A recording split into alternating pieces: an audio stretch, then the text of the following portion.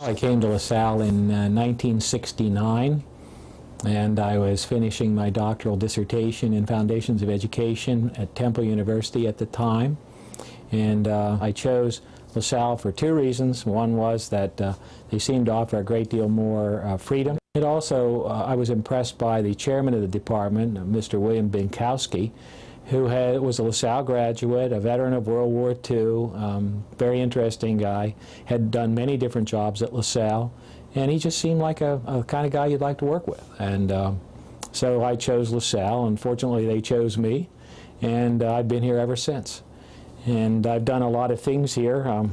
I'm now a full professor, for example, and I was hired as an assistant professor. So you go assistant, associate, full professor.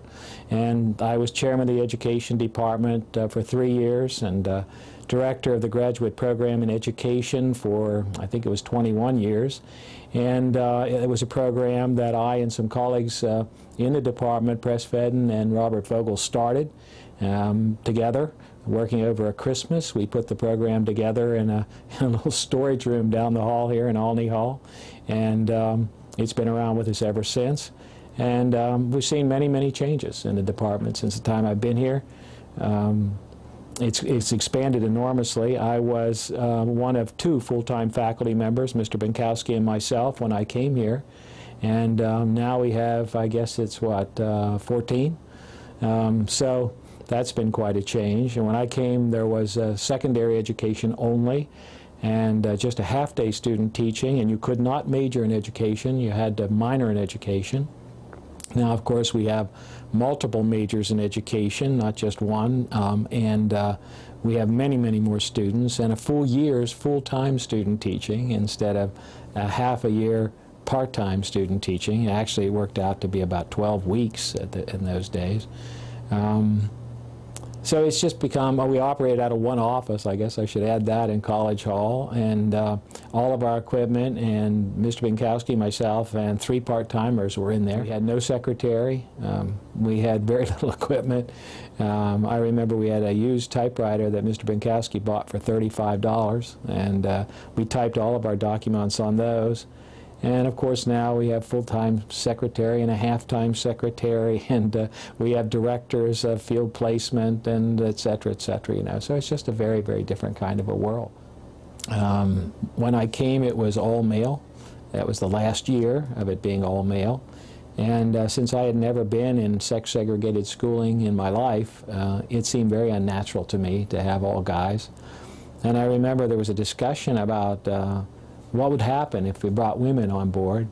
And I remember some of my colleagues who had been in all-male schools all of their lives saying things like, well, that'll be the end of frank discussions, and they thought that, you know, if we went to a co-educational pattern, that it would sacrifice quality, it would sacrifice candor, and on and on and on, you know.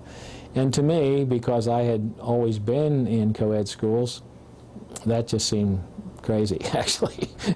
It just struck me as funny. And when the women came on board, of course, things changed, but they changed in the way that I thought they would, which is, I think it became a better school. And so I think the women certainly added something. The brothers were very much a presence here when I started. There were many of them, and they were controlled all the positions of authority here at the school academically, if not business-wise. When the education department changes from 2, 3, 4 people, as it slowly began to expand, you know, to now with all these people, 14, it loses some of its intimacy, some of the ability of people to have a sense of common mission that's very clear, a consensus that is both broad in terms of you know, everybody in the group pretty much agreeing on what we were doing, and the depth of it, meaning the details people agree on, that has changed. And we have more difficulty now getting 14 people rallied around a common cause than we did getting 4 or 5, but again, that's totally predictable. And in addition to that, there's strengths and weaknesses, you know, in having a small group. The strength I just described, and the weaknesses, of course, you don't have the kind of scope that you have when you have many more people doing things. And so while it becomes harder to get things done in terms of agreement and depth of agreement, it becomes easier to do more things. And so There again, that's just kind of a trade-off.